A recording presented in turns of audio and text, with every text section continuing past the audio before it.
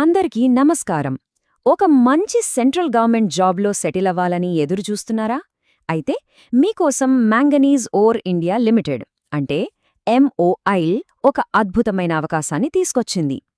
ఈ రిక్రూట్మెంట్కు సంబంధించిన పూర్తి వివరాలు ఏంటో ఇప్పుడు మనం క్లియర్గా తెలుసుకుందాం. ఈ నోటిఫికేషన్లో మనల్ని అందరికన్నా ఎక్కువగా ఆకర్షించే విషయం ఇదే. ఇవి పర్మనెంట్ సెంట్రల్ గవర్నమెంట్ ఉద్యోగాలు. అంటే ఆలోచించండి, మంచి జాబ్ సెక్యూరిటీ, అద్భుతమైన జీతం, సమాజంలో ఒక గౌరవం, ఇలాంటి అవకాశం నిజంగా చాలా అరుదుగా వస్తోంది. సరే, ఈ జాబ్ ఆపర్చునిటీని పూర్తిగా అర్థం చేసుకోవాలంటే మనం ఒక 5 ముఖ్యమైన విషయాల గురించి మాట్లాడుకుందాం. అసలు MOIL అంటే ఏంటి? దీనికి ఎవరు అప్లై చేసుకోవచ్చు? సెలక్షన్ ప్రాసెస్ ఎలా ఉంటుంది? శాలరీ ఎంతొస్తుంది? ఇంకా ఫైనల్గా ఎలా అప్లై చెయ్యాలి అనేవి చూద్దాం. సో ఫస్ట్ పాయింట్ స్టార్ట్ చేద్దాం. అసలు ఈ MOIL అంటే ఏంటి? ఈ కంపెనీలో జాబ్ ఎందుకంత ప్రత్యేకమైనదో ఒకసారి చూద్దాం. MOIL అంటే మ్యాంగనీస్ ఓర్ ఇండియా లిమిటెడ్.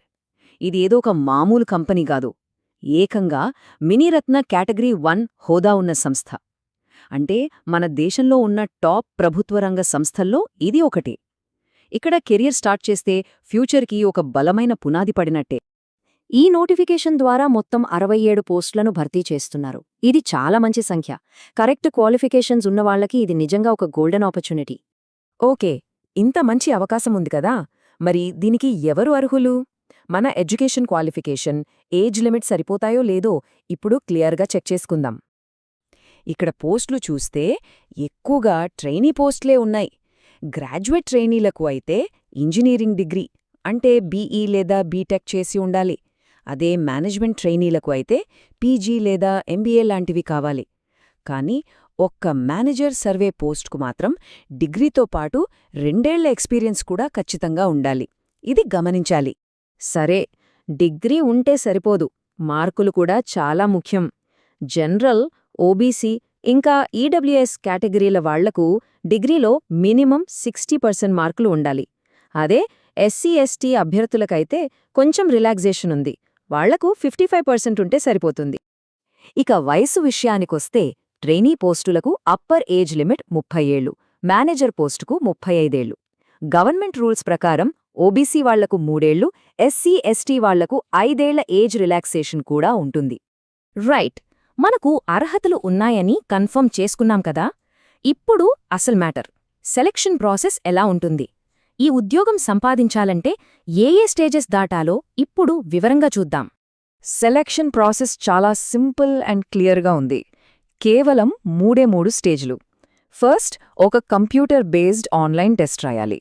అందులో క్వాలిఫై అయితే పర్సనల్ ఇంటర్వ్యూకి పిలుస్తారు. ఈ రెండిట్లో మీ పర్ఫార్మెన్స్ బట్టి ఫైనల్ మెరిట్ లిస్ట్ రెడీ చేస్తారు. ఈ ఆన్లైన్ టెస్ట్ ప్యాటర్న్ చూడండి, ఇది చాలా కీలకం. మొత్తం 85 మార్కులకు ఎగ్జామ్ ఉంటే అందులో ఏకంగా 55 మార్కులు మన టెక్నికల్ సబ్జెక్ట్కే ఉన్నాయి. అంటే సబ్జెక్ట్ మీద గ్రిప్ ఉంటే సగం విజయం సాధించినట్టే. మిగిలిన 30 మార్కులు జనరల్ నాలెడ్జ్, రీజనింగ్, ఇంగ్లీష్ లాంటి నాన్ టెక్నికల్ సబ్జెక్ట్స్ నుంచి వస్తాయి. ఎగ్జామ్కి సంబంధించి మరికొన్ని చాలా ఇంపార్టెంట్ పాయింట్స్ ఉన్నాయి. ఎగ్జామ్ కేవలం ఇంగ్లీష్, హిందీ భాషల్లోనే ఉంటుంది.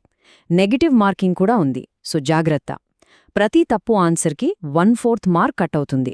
ఇక ఇంటర్వ్యూకి ఒక పోస్ట్కి 6 చొప్పున పిలుస్తారు. దీనికి 15 మార్కుల వెయిటేజ్ ఉంటుంది. ఓకే, ఇంత కష్టపడి ఈ ప్రాసెస్ అంతా దాటితే చివరికి మనకొచ్చే రివార్డ్ ఎలా ఉంటుంది? అదే కదా మనకు కావాల్సింది.